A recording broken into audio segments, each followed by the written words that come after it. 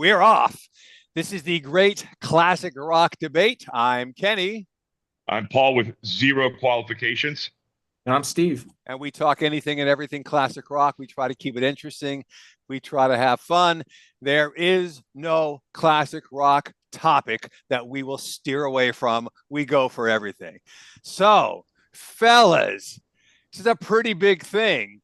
Over the past couple of weeks, there's been a new movie released, Becoming Led Zeppelin. And I guess if you were to poll 100 or 1,000 people and say, who is the ultimate, the highest ranked classic rock band of all time, you would get an assortment of answers. But I do think the clear majority would choose Led Zeppelin. Am I close there? Yeah, I think so, Steve. I mean, the Beatles, and then as I've gotten older, I told Steve I moved Sabbath up with the Beatles and Zeppelin, so it's a tie for me. The first three. That's just the way it is for me, anyway. I don't know about you guys. Yeah, I'd go along with Steve. I would go Okay, along good. with that. I mean, personally, I put Zeppelin in front of at the top, but that's I do me. too. But I recognize if I was being unbiased, I'd put the Beatles 1, Zeppelin 2, Sabbath 3, and I'm not sure I'd Yeah. put 4. Probably another British band, probably the Who, AC/DC, maybe. Stones. All right, Stones. How could good I forget about them? choices. All Yeah. good choices. But I would put Led Zeppelin number one. And if I wanted to put somebody at 1B or whatever, fine. But I would put Led Zeppelin number one. I would put each member as of Zeppelin on the face of Mount Rushmore. Yes, I agree. The rock and roll Mount Rushmore. I agree. Okay, so this movie comes out, and if you're a classic rocker type of dude like we are, then this is something you really feel needs to go onto the to-do list. And you guys have already seen it. I haven't, but I'm excited to see it.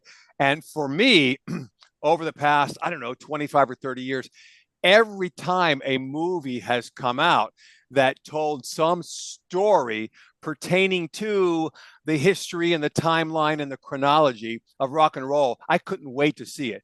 Because even though people will tell me, oh, it wasn't that good, for me, it was just a learning experience. And I walked away with such great nuggets that I didn't have before. And I know I'm going to feel the same way about this one. Now, having read a number of reviews, I've got some questions that I want to ask you guys. And the first one is going to be this. A number of people who reviewed it felt like it ended abruptly. Like, I guess they were following some sort of a chronology, some sort of a timeline. And after Led Zeppelin 2, the second album, the movie ends. And everything that happens after that is not covered. So you guys go ahead and both. Steve, you go first, unless you want me to go first. Make that understandable. The name of the movie is titled Becoming Led Zeppelin. So It really was about their foundations, the influences of them as individuals and how they became to form the band. And then really in their mindset, they thought, we have to make it in the United States. Forget about England. That's great and all. But in order to make it big, we have to go to the U.S. And so it's really about them going to the U.S. on their first tour or two, the first couple albums, and then coming back. And it does conclude with their performance at the Royal Albert Hall in London. And it's like, hey, we're back in our, where we grew up. Back home anyways. And so, yes, it does end abruptly, but I kind of expected that. And so my hope is this was pretty well received, at least from the audience that I saw it with opening night. The reviews have been very positive. Yeah. And people from the opening credits, they started playing. This opens with Good Times, Bad Times. People were cheering like they were actually at a real rock concert. And so like after every song and a lot of different scenes, people were cheering, laughing during the commentary or during some of the interviews. And so it was fantastic. And my hope is that they continue and make another one that, goes through the rest of the band's histories. Right, sure. Would love it. So I give it a solid A. Good. I'm going to guess Steve, that the makers, producers, their goal is if this thing does well and sells tickets and turns a profit, then we will finish out the project with the remainder of the chronology. But if it doesn't make any money, well, then that's the end. I've heard that it's so far, it's the most successful, like on a per theater basis.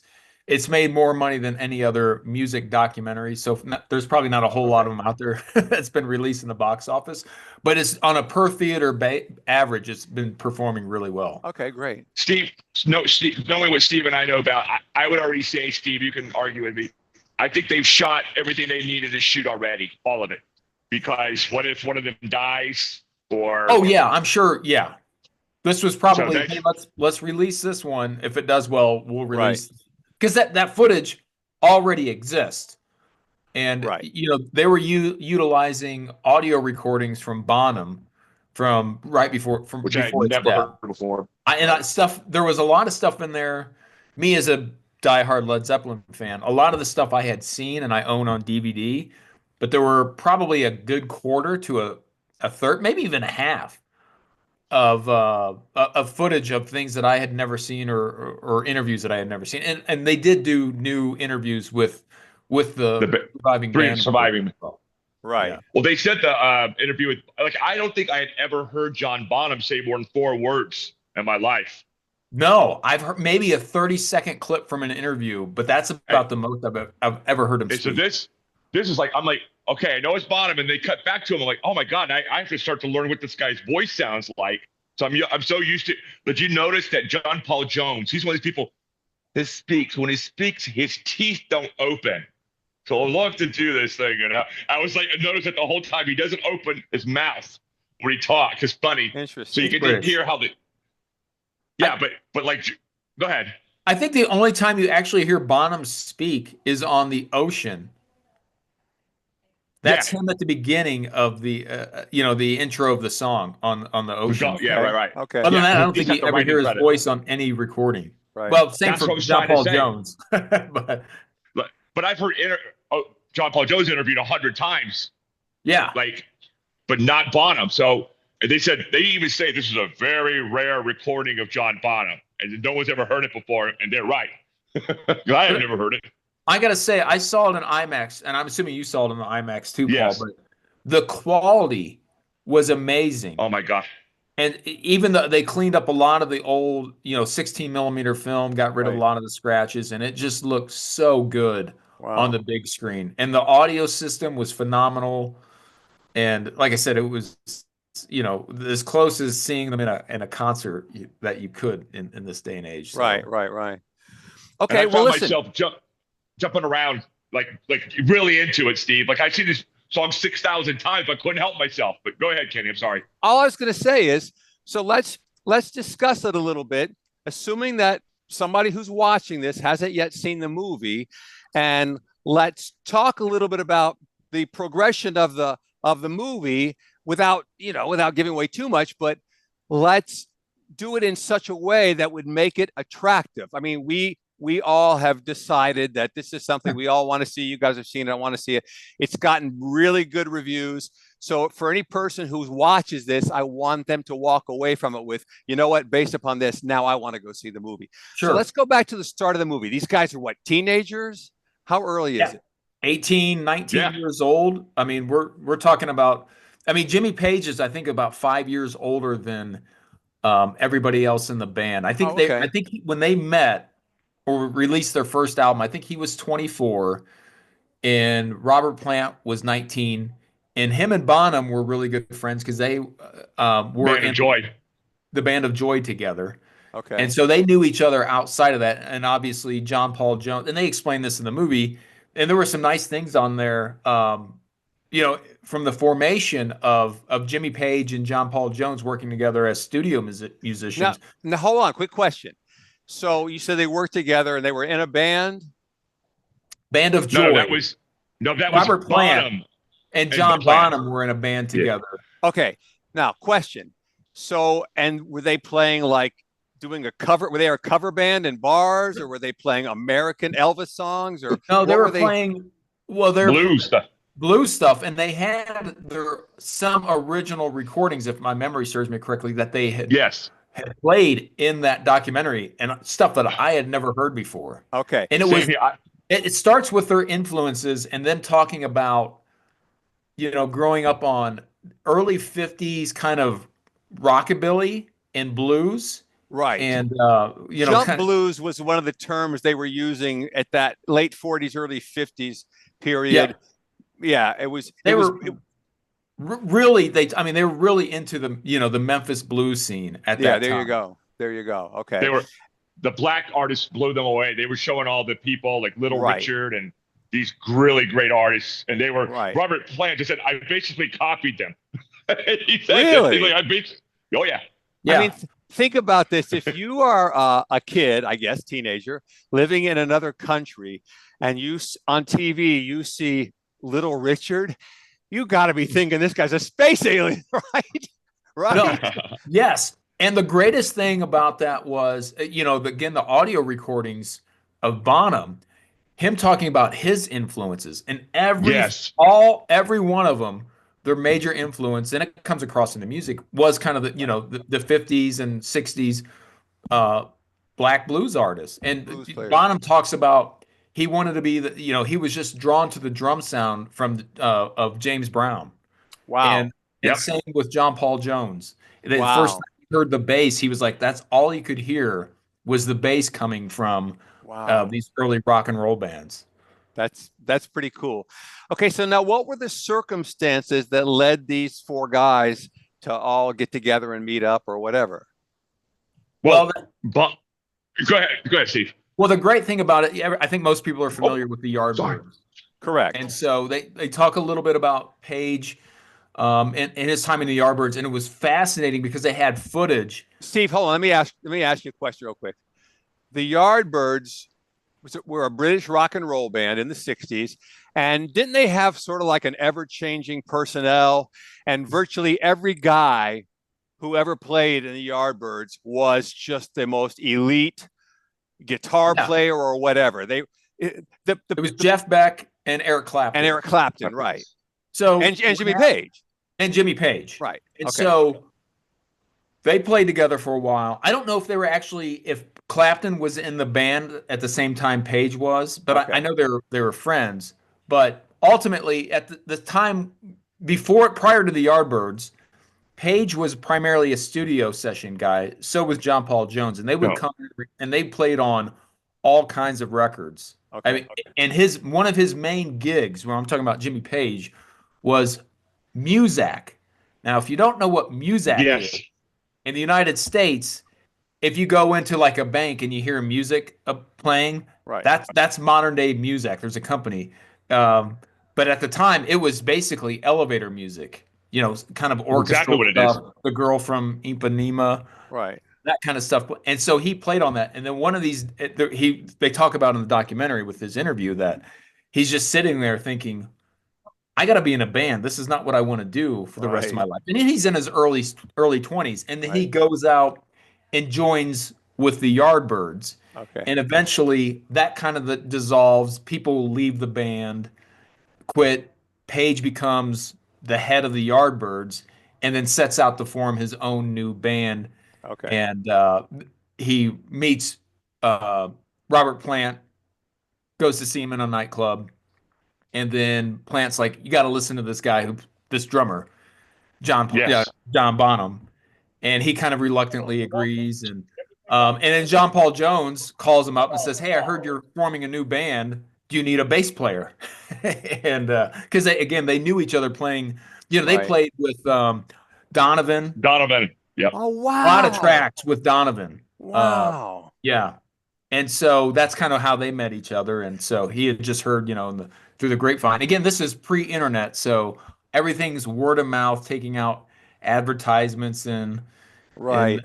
newspapers. And Let me make a quick comment about Donovan, because Donovan was sort of a folk and an Irish or Scottish folk singer kind of. Music's a little bit hard Exactly. to, but he had a knack for writing catchy songs.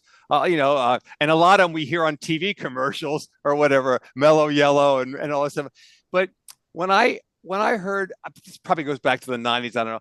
I heard Hurdy Gurdy Man on the radio one day, and I go, you know what? That's a good song. I mean, that is a legit rock song, and it's really good. And I never really thought of Donovan as a rocker dude, but I'll tell you what, he probably doesn't get as much credit as he deserves. No, and it's a rock song because Page played on Is that it. right? I see. Yeah, I didn't that's know. one of the songs that they I hit didn't played on. know. That's a great song. For audience members, if you want to know probably the best book on Led Zeppelin, and the name Paul and I have read it, but it's from Richard Cole, who was their uh, Like road traveling manager, road manager, and Hammer of the Gods, right? Yeah. Hammer of the Gods. That's right, and it is a story of the all the backstage stuff, and it's just so fascinating. So, um, yeah, I highly recommend that. But there was a lot of footage from them recording with the Yardbirds, and then Okay. and so so that was very fascinating. See, like where Page was going, and he had already mapped it out in his mind, like what he wanted Led Zeppelin to be. And the great thing that Page had, because he had the experience being a studio guy, this is something that nobody else really back in those days had the ability to do. When they went and recorded the first album for Led Zeppelin, he was the producer, mixer. They had a couple of engineer guys. Glenn Johns, who produced a lot of the Eagles records, he Yep. was an engineer. He didn't Pink produce the Floyd, you name record. it. But the great thing that he was able to pull off is he paid for it all of himself. So when him and Peter Grant was the manager for Led Zeppelin, they went to the United States and went to Atlantic Records and said, "Here it is. Here's the tapes. If you want us, you sign us, but you're not changing anything. We own the master tapes, and it is what it is. We're not remixing anything." And so at first they were passed over by a lot of people in the UK, but Atlantic Records took a chance on them, and you know the rest Well, is sort of. Armit Atagan was a very famous, and he had Yeah. once he said it, it was that. It, I do want to say one thing before I forget this. So the forget. first two Zeppelin records are probably my favorite. So I really loved because they sounded so raw, and Yeah. I'm a Les Paul guy, and even though the first record he really recorded with a Fender Strat. Yeah. Um, they show footage of kind of one of their first shows in London, and it's like the people in attendance were families. Yeah, they had like 9 I and know. 10-year-old kids and like 40-year-old people. So they did not know what to think. Like they were covering their ears, and you could Yeah, just it was tell hilarious. they were not digging it. But there were a couple like teenagers in the crowd. You could see they were like, Yes. I like this, but Whoa. they were like, I don't know what to think about this. And then they show, for those of you who are not familiar with it, their first kind of tour was in uh, Sweden or Norway Sweden or and something. Norway and Denmark. Okay. So Northern Europe. And they're one of their first shows. It's on one of the Led Zeppelin DVDs, but they play How the West was won. Yeah, on the How the West. Well, on their that's the audio CD. There's an actual DVD. That's the other thing, whatever that's called. Anyways, they play in front of a live studio audience, in front of a bunch of Danish teenagers who are literally like 4 feet away. The stage is about 2 feet off the ground, and they had been together for about a month, and I think maybe it was about 2 months after their first record came out. And so it's one of my favorite recordings. It's black and white, but they recorded "Babe, I'm Gonna Leave You" and "How Many More Times." And those are the most powerful live recordings of theirs that I've ever heard. Wow. And Jimmy and Robert Plant's like, I want to introduce you to the band. We're Led Zeppelin. This is Jimmy Page, John Bonham. And like nobody know who these guys were. And like I could just imagine being able to see Led Zeppelin in a tiny room like that with like 30 other people that they're playing 5 feet away from you. Right. And just knowing that, or not knowing that this is, rock gods have come down to earth. And Right. how lucky are we to Who would have ever known? to be there at the creation of all this. Now, do But, they like- go into the backstory of how their name came about? Actually, they didn't even mention Just a little bit of it. Yeah, they Was it didn't. Keith Moon, right? Or is Yeah. it? I always get. It was Keith Moon, but they didn't really talk about. I think John Paul Jones is the one who said, "I don't like it," and I think they kind of just assumed they would change it or figure. It was But kind there of a wasn't placeholder. a better name. Like, okay, what's your suggestion? Yeah. Okay, so well, the thing about after Steve's talking about they're not catching fire yet. In London, no. Sweden, they kind of liked it, but when they went to San Francisco, Peter Grant tells them, "This is it. If this doesn't catch fire now, it's over." And they went out there, and the kids in San Francisco just went ape shit. I mean, they went crazy. They're like, "Oh my god!" And people were like, "Really?" You know what I'm saying? It was like you had to have the right audience, and the next thing you know, and remember, England turned their back on them. Yeah, And so did Rolling Stone. And so did Rolling Stone. And all these losers. And Led Zeppelin said, "Yeah, we're going to show you," and they did. Now, I'm going to speculate that. So their first album was in '69, isn't that right? Led Zeppelin. 68. I think 68? It was released in Yeah. November of '68, and then the following year. So they were making music sort of on the heels, on the back end of the quote unquote British invasion. Okay. Yes. And the British invasion to England was like them conquering the world. Okay. Because all of these British bands who are all kind of trying to sound like the Beatles are cranking out records, and most of the British invasion bands only had one hit. Most of them only had one hit. Yeah. They didn't have like hit after hit and album after album. It was like one and done. But Led Zeppelin was not following that recipe. They were not following that blueprint.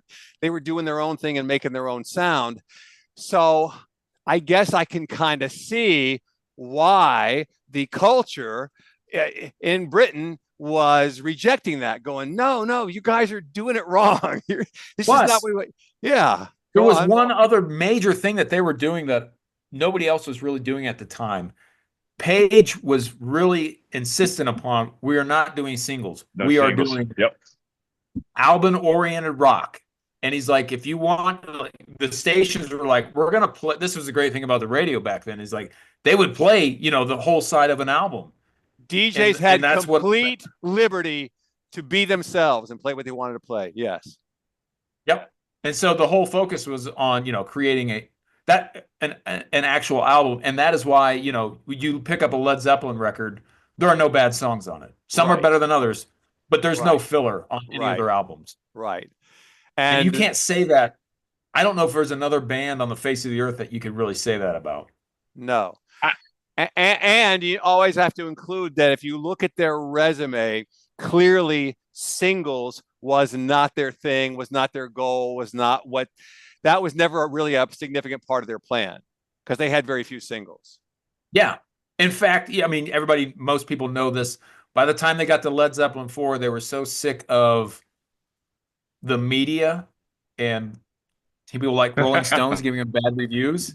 Yeah. The fact that they didn't even put their name on the record, they're just like, here it is. You got to get the whole thing. You got to listen to the whole thing to figure it out. Right.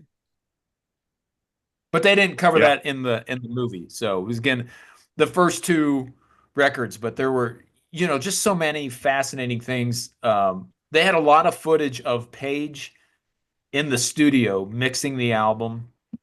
A lot of photographs. Some of it was more photographs than anything else, but just watching him sit down, mixing the record, doing a lot of the fade in, fade out, this whole stereo vibe, especially like on Led Zeppelin 2 with Whole Lot of Love. It was awesome. And just the irony of the fact that they were kind of, as Paul said, they were rejected by their home country at first. Right. And then they catch fire in the United States and come back and play the Royal Albert Hall. And John Paul Jones, his dad, they talk about his relationship with his dad, which they all seem to have pretty good relationships with their parents. They didn't really get into it too much with John Bonham, but with John Paul Jones, like, his dad was so proud when they came back and played the Royal Albert Hall. And they were like, wow, you made it as a musician, son. So congratulations. And, they invited, family members to come Okay, now it was just does the movie cover at all any of the legal issues or accusations or whatever surrounding the first album? No. Oh, okay. They haven't become Led Zeppelin yet. They're becoming, like Steve said, I was trying to be funny. I want to back up a little bit. Couple things. Charlie Parker, jazz saxophone, right? Yes, correct. His album is called Yardbird. And that's where the Yardbirds got their name from, okay? Wow, okay, never knew that. Interesting. And also in the movie, there's this movie, Maestro Antonio I forgot the guy's name, an Italian director. It's called Blow Up. And they show the movie, and in the movie, they have the Yardbirds with Page and Beck smashing crap up on the stage. I actually have that movie, like about a 2-minute clip of them in the movie. It's really cool. Huh. But I just want to go back and cover that. Okay. Yeah, it's so much cool nuggets in the movie. Now, Kenny, you had mentioned the legal issues. Right. They didn't address that, but to their credit, though, I mean, I have their the re-releases of their CDs, and they're very open about this, at least now. I mean, like, and Robert Plant talks about it. Like, he was basically borrowing old blues lyrics. Right. And it really wasn't until they got, into Led Zeppelin 2 and really into Led Zeppelin 3 before they were really, I think, like, hey, we're at the first two records are kind of like, we're a American blues-based cover band. Right. And then they started writing their own music. Right. Yeah. And they're most famous for the songs that they wrote themselves. Even though I think my favorite two records are the first two, but yeah. It's like picking your best, your favorite kid. So right. But that's one of those things that maybe it'll never fully go away. But every time a discussion of Led Zeppelin comes up, somebody has to interject. Oh, they were stealing songs, or I go, oh my God, this again. It never goes away. So they were a bunch of young guys who were paying homage to the guys who they adored, who they worshipped, by recording their songs, hoping to measure up. And, yeah, they wanted to be like James Brown. Yeah. I mean, there was their version of it. I mean, I want to point something else. This is so cool. I don't know if Steve noticed it. When they were doing the camera in Sweden or Norway, wherever it was, the camera was straight down over the bass drum and bottom. Were you watching that pedal? Oh yeah. I was like, oh my God. It's blurry. He's hitting it. And you're like, oh my God, it's amazing. Like, and they left it on there for like a minute and a half. Like, I would kill for that footage. That I had not seen before. That Steve, an overhead view of that. I had never. I don't think I had seen that footage either. I mean, yeah, it was fascinating because that was when they came back to England, I think. I can't remember if it was that one or I think it was Sweden, but you could be right. I'm not gonna. I can't. Or it was the rehearsal because they basically. They talk about recording the first record, which they did in 36 hours. They basically met, and a lot of people know this. The first song they played. Wait, they recorded the first album in 36 hours? Yes. Hey, you got to be kidding me. Well, I'm just assuming it was like months. No, in fact, they had been together a month before they met, and then they all kind of lived in Jimmy Page's. He had a house on the Thames. On a lake. Yeah, or on the lake. Okay. Wow. And so they kind of lived there, rehearsed for like a month, and then went into the recording studio.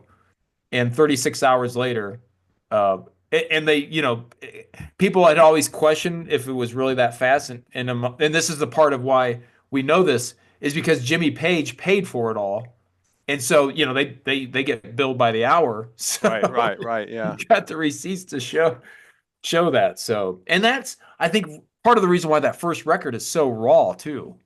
Yeah. I think it's better that way. Don't try to clean it up. No, and it was recorded and mixed in 36 hours. So yeah, but the part that leaves me, I guess, most dazzled is the fact that in such a short amount of time, they created a record that embodied a sound that was just universes apart from anything else anybody had done. It wasn't like they said, "Hey, let's just make a record. We're going to try to sound like these guys." It's Page or whoever, Plant, in their head, they already heard this sound and said, "Now we just have to create it." And it's to think that they did it in 36 hours is utterly amazing. Really is. Yeah, and being together for a month and knowing each other for a month. By the way, you sound so tight in those recordings. Yeah. By the way, you guys were talking about Bonham a second ago. Paul, you're talking about that camera angle. Steve, didn't you send a video clip about a week ago of some guy who was a drummer? Oh yeah. Oh my God. That was stunning. Up until this guy, I've never seen anybody. I don't want to say he puts Bonham to shame, because nobody really does, but like that guy is really, I don't know his name. I think he's from South America, but the guy, oh my God, he can do more with 2 fingers and 1 foot. I've never seen anything like that. The guy is superhuman to be able to do what he did. I don't think he's in a band. I mean, he may, maybe, but I'm not aware. I mean, there's a lot of people on YouTube who are really good, but what they lack are the ability to write songs, and ultimately that's what you're going to be known for. This guy, he's a phenomenal drummer. I wish I could remember his name. Yeah. Okay, so listen, we got our warning, so let's do this. Why don't each of you give some sort of a closing statement followed with a really strong recommendation to go see this movie? We really would like to see a lot of people get out there and support the film. I'll go. I think the film, it's geared to people who are Zeppelin lovers. Okay, like if this had been some band I had never heard of, I'd have been like, I don't know. Like, but every story is a story I want to hear. Everything they're saying is something I want to hear. They talk about Peter Grant and how Steve talked about how they had their album ready. It's done. Well, we don't need $1 million. We don't need your jackass executive. And they talk about how Page wanted to get Terry Johns. Was that the guy's name, Steve? Yeah. And the as guy a singer across, but the guy across who was working with them screwed over Jimmy Page. So he went and got Robert Plant. Well, I think Terry said, "Hey, I'm already in a band, but you should check out Robert Plant." So he went to go see Robert Plant. Remember they talked about the 2 guys were in the same office and their desks faced each other? Remember that's right. Yeah. And that guy signed because when he heard. So it's one of these things where, it's like Eddie Murphy passing on Ghost, right? And Whoopi Goldberg winning the Academy Award, right? It's just right place, right time. And sometimes the best opportunities are when the door shuts in your face. Well, and another door. So also, you've got to think about, it wouldn't have been Led Zeppelin. So I'm with you. Right. You're just thankful that happened. I'm totally thankful. Plant was born to deliver the vocals for Led Zeppelin. There's lots of great singers. Nobody could have done what he did. Nobody. Yeah, I agree. And the great thing, I mean, this is what makes Led Zeppelin, and the Beatles, is you take one of those members away, it's not the same band. Not the same. Sounds different. Yeah. For me, what I would say, I agree. If you like Led Zeppelin, you will really enjoy this film. But if you are just a lover of classic rock, even if Zeppelin's not your favorite band, I think you'll walk away and just say, wow, learning how this magnificent band came together and just how the music scene was back in the 60s and early 70s. And I think you'll just have a much fonder appreciation of how hard it was to become a band, or be successful, in a time where you didn't have the internet, and it was really going out and touring clubs and just how small of a world it was, especially in England. I mean, there's not a lot of people that, England compared to the United States, there's really no comparison, but how does learning how like a band like that becomes so famous, it's just fascinating to me. So and how I don't add that real quick. Every American band except for one person, Elvis Aaron Presley, ignored all that. Okay, and Led Zeppelin and all these bands wiped out American music because I don't know if it was racism, stupidity, what the reason was. Except for Elvis, everybody else ignored it.